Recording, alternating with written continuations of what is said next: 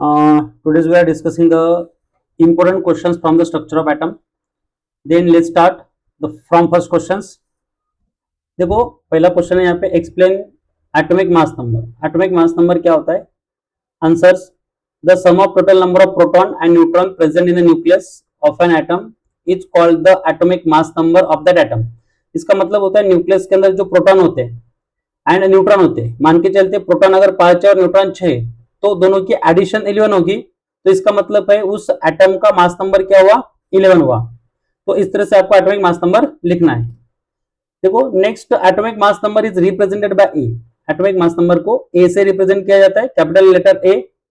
मास number का एक formula दिया है यहाँ पे, mass number is equal to number of proton plus number of neutron. Question second है हमारे पास, how many proton, electron and neutron are there in the following nuclei. इसका मतलब है न्यूक्लाई के अंदर या किसी एटम के अंदर कितने प्रोटॉन, कितने इलेक्ट्रॉन एंड कितने न्यूट्रॉन प्रेजेंट होते हैं. तो let's the first question first. इसमें देखो ऑक्सीजन 8 एंड 17 दिया है. इसका मतलब है जो बिलो साइड में नंबर दिया जाता है वो होता है एटॉमिक नंबर, और अपर साइड में जो नंबर दिया जाता है वो होता है मास नंबर, या तो एटॉमिक मास नंबर कहते हैं उसे. देखो बिलो साइड में जो नंबर गिवन है 8, ये है atomic number. Atomic number is depend upon the number of proton. मतलब यहाँ पे प्रोटॉन कितने हैं? 8 है. देखो ऊपर के साइड में जो नंबर गिवन है वो मास नंबर होता है. जितने प्रोटॉन होते हैं उतने ही इलेक्ट्रॉन्स होते हैं. जितने प्रोटॉन उतने इलेक्ट्रॉन, मतलब प्रोटॉन 8 है तो इलेक्ट्रॉन भी ऑब्वियसली क्या हो गए? 8 हो गए.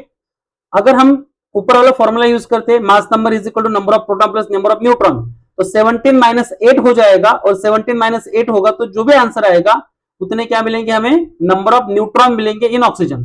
तो यहाँ पे देखो सेकंड क्वेश्चन है हमारे पास, magnesium 12 and 25. 25 is a mass number and 12 is a atomic number, मतलब number of proton is 12 is there. Electron भी उतने ही होंगे.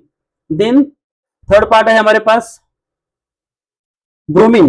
ब्रोमीन का एटॉमिक नंबर गिवन है यहाँ पे 35. इसका मतलब हुआ उसमें नंबर ऑफ प्रोटॉन 35 हो गए और इलेक्ट्रॉन भी 35 है.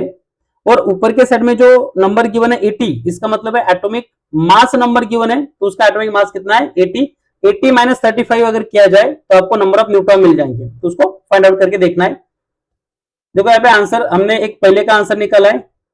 एटॉमिक नंबर Z से रिप्रेजेंट किया जाता है, उसका P से रिप्रेजेंट किया जाता है. नंबर ऑफ प्रोटॉन कहलाता है वो, तो ये है 8, मास नंबर है 17. अगर ये फॉर्मूला यूज करते हैं हम, number of neutron is equal to A minus Z, तो 17 minus 8 equal to 9 is answer for a. किसके लिए आंसर होगा ये होगा ऑक्सीजन के लिए. मैंने आपको पहले भी बताया कि यहाँ पे जो प्रोटॉन है 8 है, जितने प्रोटॉन होते हैं उतने इलेक्ट्रॉन्स होते हैं. सिर्फ न्यूट्रॉन के लिए आप ये फॉर्मूला यूज करो. नेक्स्ट क्वेश्चन की तरफ जाते हैं. Define isotope, isobar and isotone. Isotope क्या होता है, आइसोबार क्या होता है, आइसोटोन्स क्या होता है. देखो isotope are defined as a atom of an element having the same number of proton but different number of neutron is in a nuclei is known as isotope. मतलब यहाँ पे जो पार्ट आता है इनका एटॉमिक आइसोटोप, मतलब atomic number या number of proton same होगा बट इसका मास नंबर डिफरेंट होगा. लाइक एज अ एग्जांपल है हमारे पास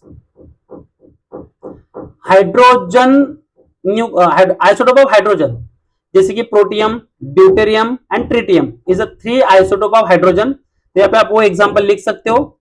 देखो यहाँ पे कार्बन के कुछ आइसोटोप गिवन है, carbon 6 and carbon 12, carbon 6 and carbon 13 and bromine.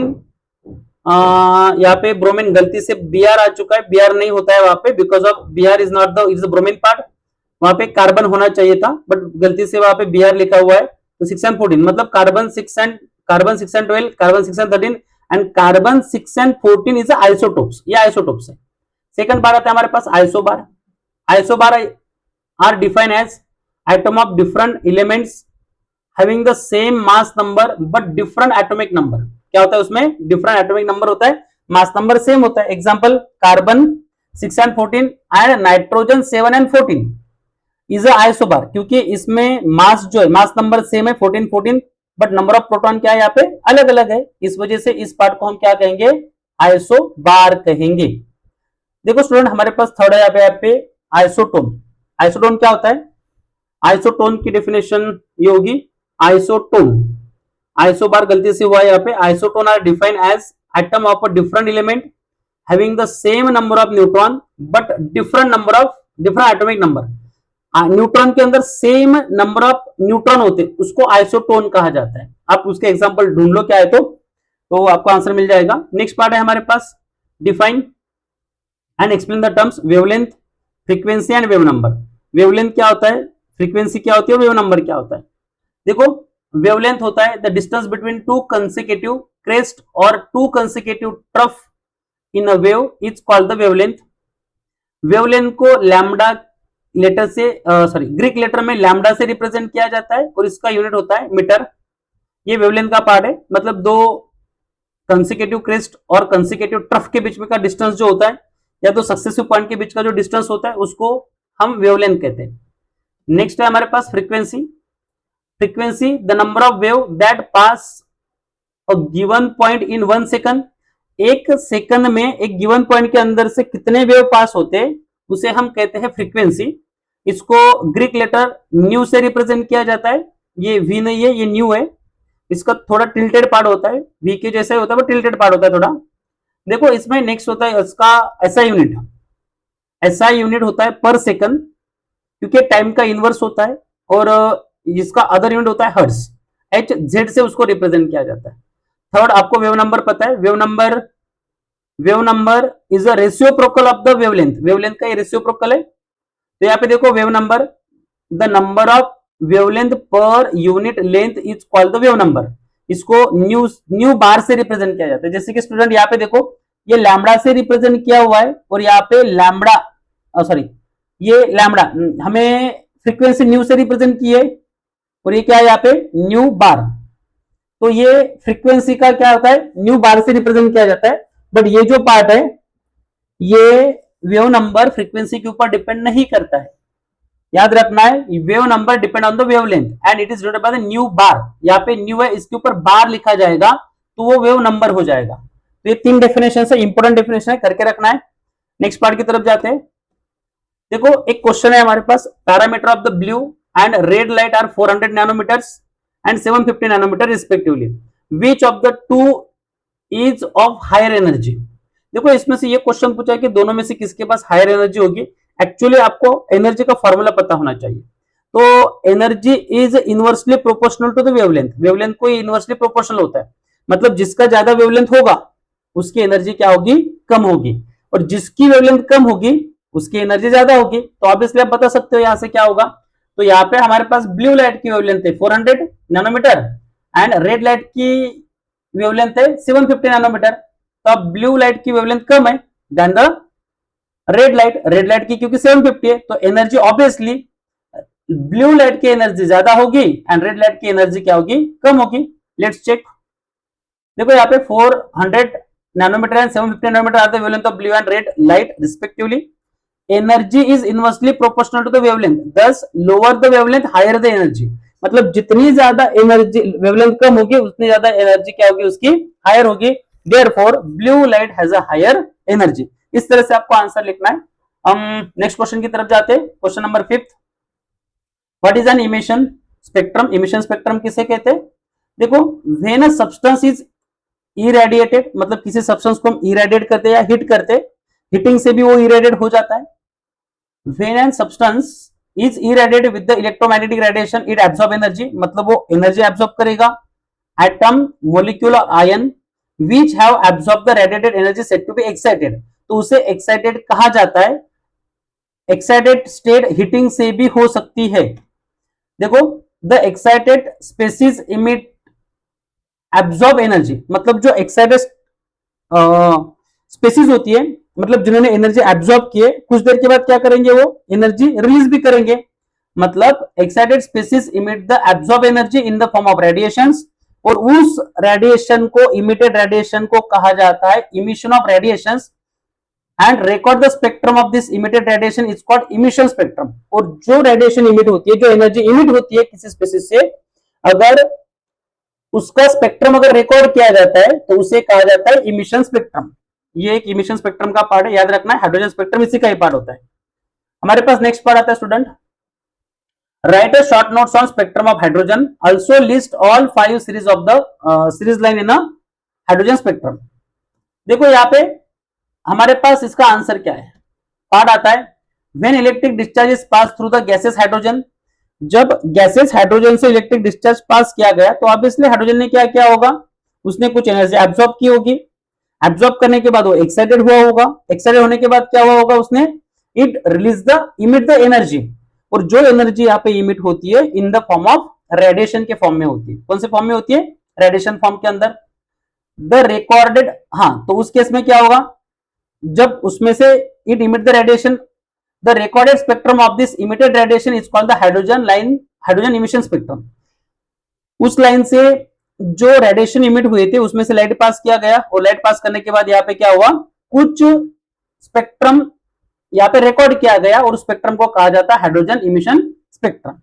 देखो the spectrum fall in a different region, ये स्पेक्ट्रम डिफरेंट रीजन में फॉल होता है of the electromagnetic radiation and it is comprise of the series of a line corresponding to different frequencies. मतलब इसमें से जो भी लाइन बने यहाँ पे उनके हर एक के लिए अलग अलग फ्रीक्वेंसीज थी. The different series of emission spectrum for a line hydrogen are follow. देखो इसमें कौन सी जो सीरीज आती है कौन सी होती है. सबसे पहले तो इसमें क्या आता है, लाइमन सीरीज होती है, जिसमें क्या होगा, इलेक्ट्रॉन फर्स्ट सीरीज में रिटर्न आता है from second, third and fourth and onward. जो लाइमन ने रीजन स्टडी किया था वो था अल्ट्रावायलेट. सेकंड बाल्मर का रीजन जो आता है सेकंड सीरीज से स्टार्ट होता है, सेकंड शेल से स्टार्ट होता है. और सेकंड शेल में इलेक्ट्रॉन थर्ड, फोर्थ, फिफ्थ से रिटर्न आ सकता है या उससे भी हायर से आ सकता है. बाल्मर ने जो रीजन स्टडी किया था वो था विजिबल. उसके बाद में Paschen, bracket end fund. Paschen का पार्ट आता है थर्ड सीरीज से स्टार्ट होता है, ब्रैकेट का फोर्थ एंड फंड का फिफ्थ से. इन तीनों ने भी, पास्चन, ब्रैकेट एंड फंड ने इंफ्रारेड रीजन को ही स्टडी किया था. तो ये हाइड्रोजन स्पेक्ट्रम का पार्ट आता है. तो हम नेक्स्ट क्वेश्चन की तरफ जाते हैं. Question number 7. देखो yellow light emit from an lamp of a wavelength 580 nanometre. Find the frequency and wave number of this light. देखो ये आपको फाइंड आउट करना है. वेवलेंथ गिवन है. First of all convert the wavelength into the metre. Nanometre से metre में convert करना है. मतलब यहाँ पे क्या होगा, 580 into 10 to the power -9 metre इसमें चेंज होगा. तो आपको फॉर्मूला यूज करना है. तो हमारे पास देखो आंसर के अंदर फॉर्मूला क्या है, वेवलेंथ गिवन है हमारे पास, frequency and wave number find out करना है. तो फॉर्मूला होता है mu is equal to C upon lambda. आपके पास लैम्डा की वैल्यू पता है आपको सी की वैल्यू, सी जो गिवन है यहाँ पे, सी मतलब वेलोसिटी ऑफ द लाइट. और लाइट की वेलोसिटी होती है 3 into 10 to the power 8 metre per second. कितनी होती है, 3 into 10 to power 8 metre per second. आपको ये वैल्यू वहां पे पुटअप करनी है और सॉल्व करना है. देन ये जिसमें जो आंसर आएगा, आपको वेवलेंथ तो आपको पता है, यहाँ पे ये वैल्यू पुटअप करेंगे, इसको डिवाइड करेंगे, आपको मिलेगी यहाँ पे फ्रीक्वेंसी. उसके बाद में सेम ये वाला पार्ट यूज करके यहाँ पे पुटअप करो, then you can get the wave number also. देखो क्वेश्चन नंबर 8 की तरफ जाते. Explain the de Broglie equation, write the note on Heisenberg uncertainty principle. Important case है, इसके डेफिनेशंस या तो इसका पार्ट क्या होता है, कॉन्सेप्ट क्या होता है, ये पेपर में आता है. देखो क्वेश्चन है हमारे पास, इसका आंसर क्या है. De Broglie propose that the matter should exhibit a dual behaviour. मतलब डी ब्रोगली ने उस कॉन्सेप्ट को एक्सप्लेन किया जिस कॉन्सेप्ट के अंदर ड्यूअल बिहेवियर है, किसका, मैटर का. मैटर के ड्यूअल बिहेवियर को डी ब्रोगली ने एक्सप्लेन किया हुआ है. देखो that is every object which possess a mass and velocity behave both particle and wave. मतलब इसका कहना है कि जो भी कुछ पार्टिकल होता है, जो भी मैटर है, मैटर इज एनीथिंग, कुछ भी हो सकता है. मैटर जो होगा उसको मास होता है और मास के साथ साथ इसको वेलोसिटी भी होती है. अगर वो मोशन में होता है तो ऑब्वियसली एज अ वेलोसिटी. तो ये ऐसे जो कॉन्सेप्ट होते हैं, तो ये क्या होता है, मास एंड वेलोसिटी होती है, तो इट बिहेव बोथ. वो पार्टिकल भी बिहेव करेगा, मास अगर वेलोसिटी है तो मैटर पार्टिकल भी बिहेव करेगा, पार्टिकल नेचर भी बिहेव करेगा, और उसके साथ साथ वेव नेचर भी बिहेव करेगा. अगर ऐसा कॉन्सेप्ट आता है तो एन इलेक्ट्रॉन के लिए पर्टिकुलरली स्मॉलेस्ट पार्टिकल के लिए कॉन्सेप्ट बनाया था. An electron has a mass and velocity. तो इलेक्ट्रॉन को मास भी और वेलोसिटी भी है ऑब्वियसली, तो मैटर हुआ. तो this means that electron should have a momentum. तो इलेक्ट्रॉन को क्या होता है, मोमेंटम होता है, a property of particle as well as wavelength and a property of wave. मतलब यहाँ पे ये वेवलेंथ की प्रॉपर्टी भी शो करता है और वेव की प्रॉपर्टी भी शो करता है. तो ये इसका कॉन्सेप्ट है, ये इसका आंसर आपको लिखना है। देखो नेक्स्ट कॉन्सेप्ट है हमारे पास हिजनबर्ग अनसर्टेनिटी प्रिंसिपल। तो इन्होंने ये कहा था इट इज इम्पॉसिबल, देखो it state that it is impossible to determine simultaneously the exact position and exact momentum of an electron. Electron के एग्जैक्ट पोजीशन और एग्जैक्ट मोमेंटम हम एट ए टाइम, मोमेंटम में वेलोसिटी भी आएगी, हम इसको find out नहीं कर सकते हैं, ये कॉन्सेप्ट है। तो इसके लिए एक फॉर्मूला होता है delta X into delta P is greater than और equal to H upon 4 pi. Delta X मतलब होता है उसकी पोजीशन, डेल्टा पी मतलब होता है मोमेंटम, और एच प्लैंक कांस्टेंट है, upon 4 pi is a constant terms, ये आपको पता है। देखो नेक्स्ट क्वेश्चन है हमारे पास स्टूडेंट, नेक्स्ट क्वेश्चन आता है what is the wavelength of the photon emitted during the transition from the orbit of n is equal to 5 to n is equal to 2 in a hydrogen atom. इस concept के लिए आपको find out करना है wavelength. Wavelength के लिए जो formula होगा n इज इक्वल टू 5 मतलब होता है इलेक्ट्रॉन फिफ्थ से, पार्टिकल फिफ्थ से सेकंड शेल में रिटर्न आ रहा है, कौन से इसमें, सेकंड ऑर्बिटल में रिटर्न आ रहा है, इसलिए आप ये पार्ट इसको समझ के यूज करो। तो n इज इक्वल टू 5 ये होगा final and n is equal to 2 होगा इनिशियल। तो इसके लिए फॉर्मूला कौन सा यूज करना है, देखो ni is equal to 5 and n2 is equal to, ये फाइनल के अंदर आ चुका है। तो लेट्स इसके लिए फॉर्मूला क्या होगा, use this formula i is equal to v i is equal to 109,677 in bracket 1 upon nf square minus 1 upon ni square per centimetre. ये फॉर्मूला यूज करो, 5 की वैल्यू यहाँ पे, 5 की वैल्यू यहाँ पे पुटअप करो, 2 की वैल्यू यहाँ पे पुटअप करो, then you can get the answer. तो आपको आंसर ये मिल जाएगा। देखो नेक्स्ट कॉन्सेप्ट आता है हमारे पास क्वेश्चन नंबर 10, आपको एक्सप्लेन करना है write the short notes on principal quantum number, azimuthal quantum number and magnetic quantum number. Principal quantum number generally main shell को रिप्रेजेंट करता है, एजिमुथल क्वांटम नंबर सबशेल को रिप्रेजेंट करता है, and magnetic quantum number orientation of electron in orbitals को represent करता है। तो आपको ये पार्ट पता है, उसको आपको लिखना है, उसका आंसर क्या होगा। तो बट इंपॉर्टेंट कॉन्सेप्ट है, इसलिए आपको प्रिंसिपल क्वांटम नंबर को अच्छे तरह से करके रखना है, एजिमुथल क्वांटम नंबर को भी करके रखना है, एंड मैग्नेटिक क्वांटम नंबर को भी करके रखना है। देखो नेक्स्ट क्वेश्चन की तरफ जाते हैं। नेक्स्ट क्वेश्चन आता है हमारे पास describe the shape of s orbital, describe the shape of 2p orbital and describe the shape of 3d orbitals. आपको तीनों के तीनों ऑर्बिटल के शेप डिस्क्राइब करने हैं। s ऑर्बिटल का स्फेरिकल शेप होता है, p ऑर्बिटल का डम्बेल शेप होता है, डम्बेल में आपको 2p का बोला है, तो याद रखो आप 2p के लिए ढूंढना है, सेकंड शेल के p के लिए वो डम्बेल ही होगा। d के लिए पूछा है तो डबल डम्बेल शेप्स होता है। देखो इसके आंसर्स कुछ इस तरह से है। Shape of s orbital, for each value of principal quantum number n there is only one s orbitals.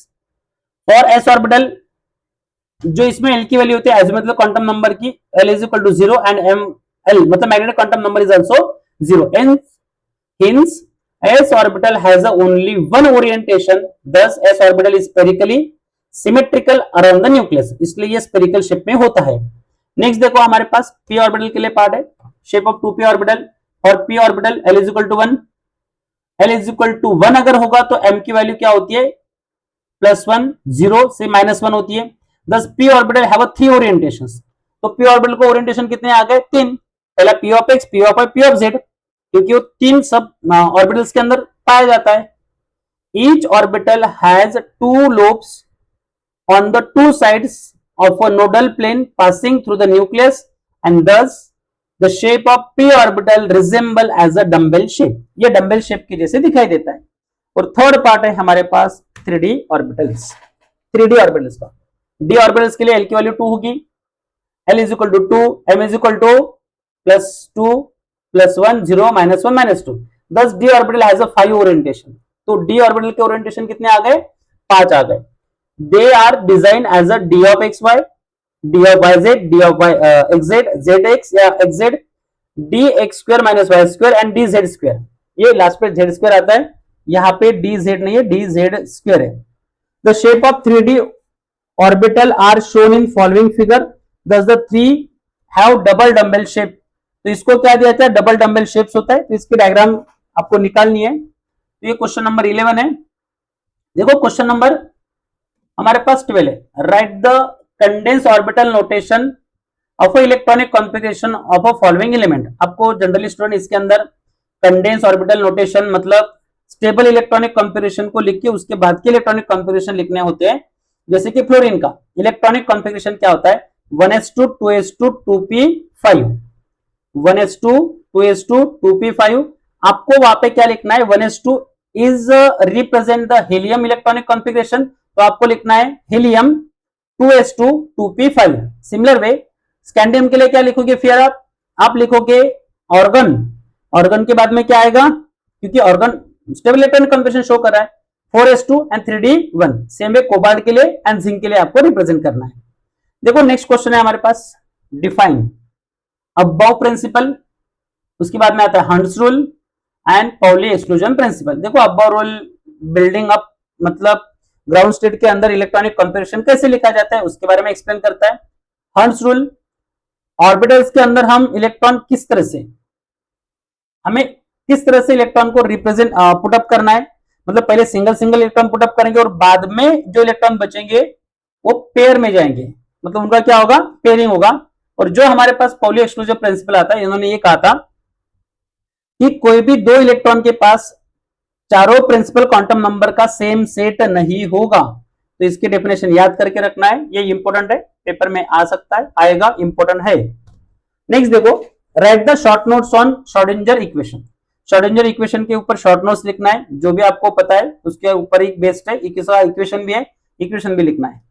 Question number है 15, right a short notes on discovery of electron. Electron की डिस्कवरी कैसे होती, J Thomson ने discovery की थी by the cathode ray tube.